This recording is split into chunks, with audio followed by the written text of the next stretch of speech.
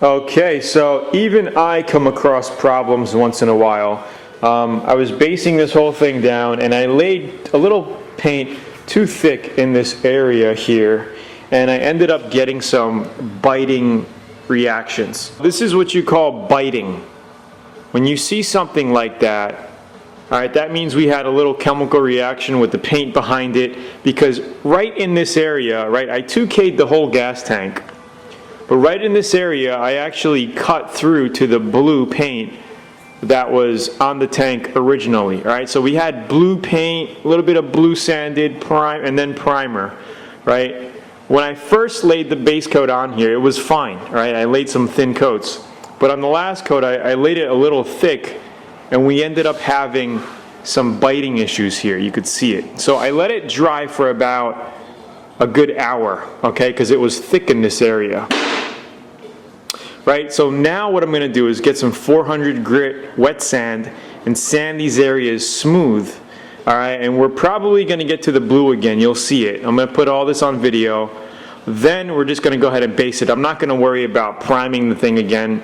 You know, the right way to do it is to prime it, right? To have some good 2K primer around this section and then do it. But I'm going to show you how to combat this situation just by dusting the base on little by little to cover it.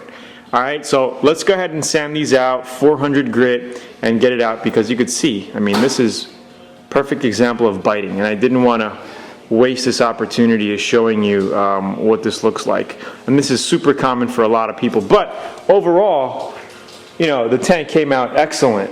You know, no problems anywhere else on the tank. So I have a little bit of base left over in my gun right now. So I'm going to go ahead, let's do these right now and then base it, get it done this way we can put some clear coat on it. Thanks. So I have some 400 grit.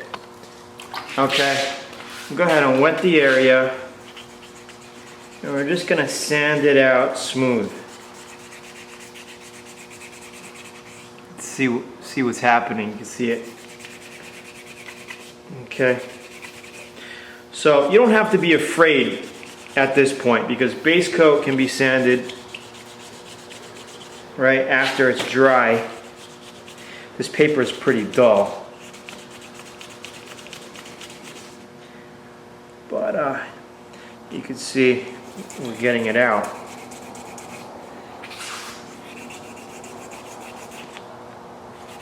See, there's the blue. Okay.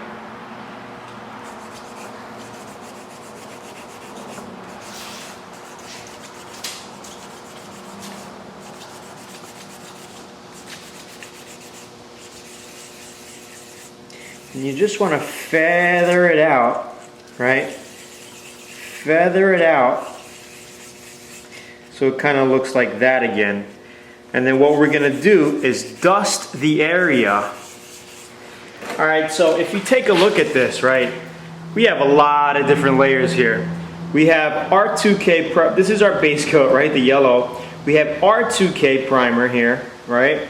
We have the blue base coat that was there before, and it looks like under it was like a silver metallic, and then their primer over here, this light gray. Alright, I don't know what this is here. Maybe under it there was something else.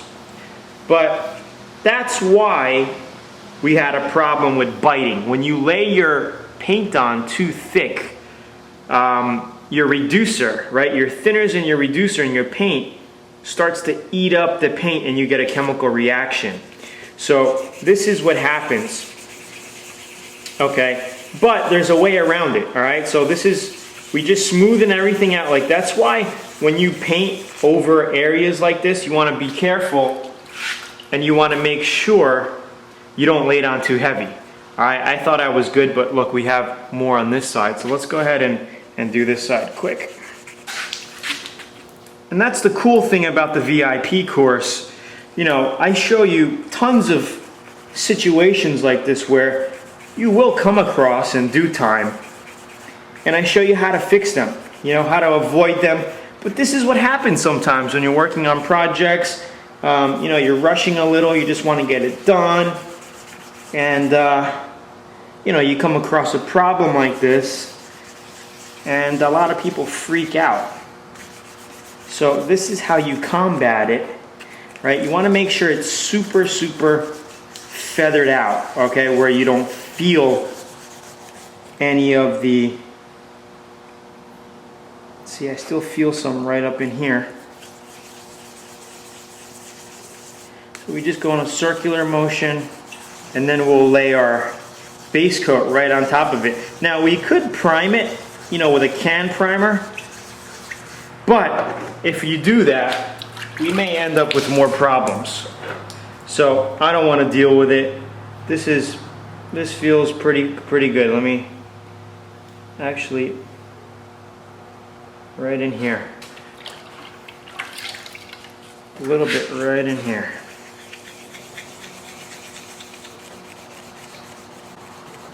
You don't want to push too hard. You just, you know, hand pressure. Okay, that feels great. All right, now I'm just gonna wipe this area down, dry it off, okay?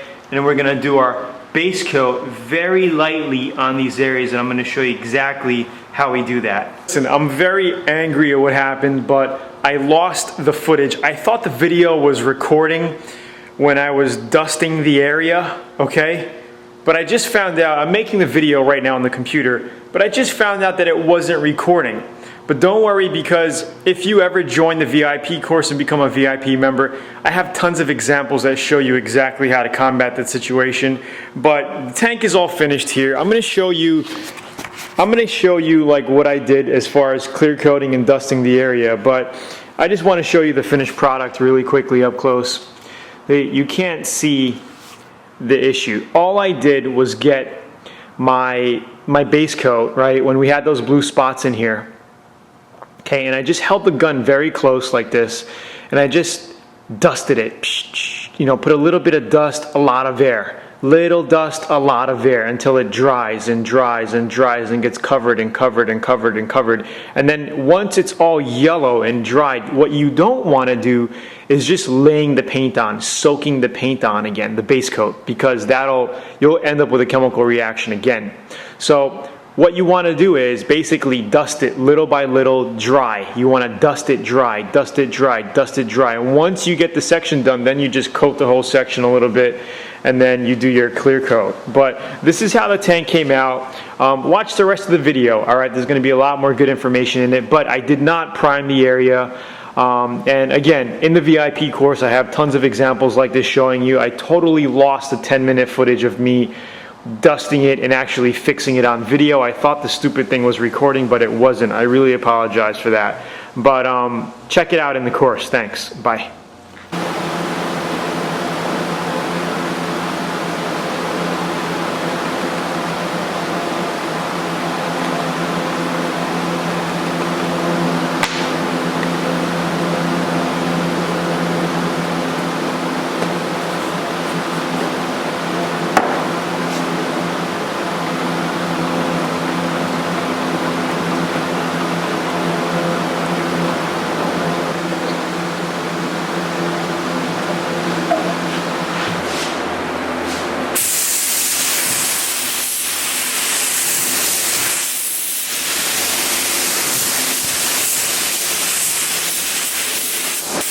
Here is the finished product of the Harley Davidson gas tank that we had problems with the biting around here. This is the cool thing about pearls and flakes and stuff like that, is you can take an ordinary color, right, a basic yellow, and do some pretty amazing things with it. Like, let's take a look at this yellow for a second. I hope the camera is picking this up.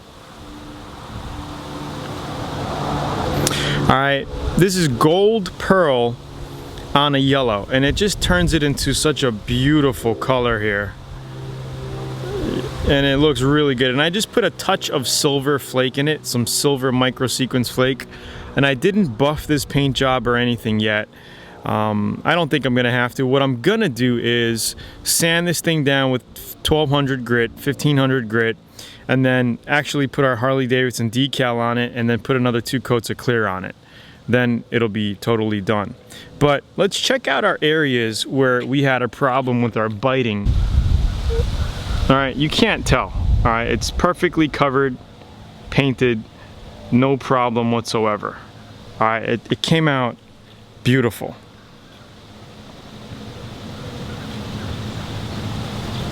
All right, so this is the finished product. We had problems on both sides with biting. I had to sand these two areas down, feather them in, and then dust in the yellow base, right? Instead of reprimering again and going through all that hassle. And we basically did our base coat clear coat, put some pearl in it, gold pearl on a yellow base, and it just came out beautiful. I mean, this tank, it looks really nice, and I'm glad I did it this color. I actually mixed up an orange, a red and yellow, and it kind of looked like a pumpkin color. And I could have also did, you know, the pearl and everything, and it would have changed it. But I'm glad I went with the yellow, because this just looks it looks like a really nice canary yellow with the gold pearl in it.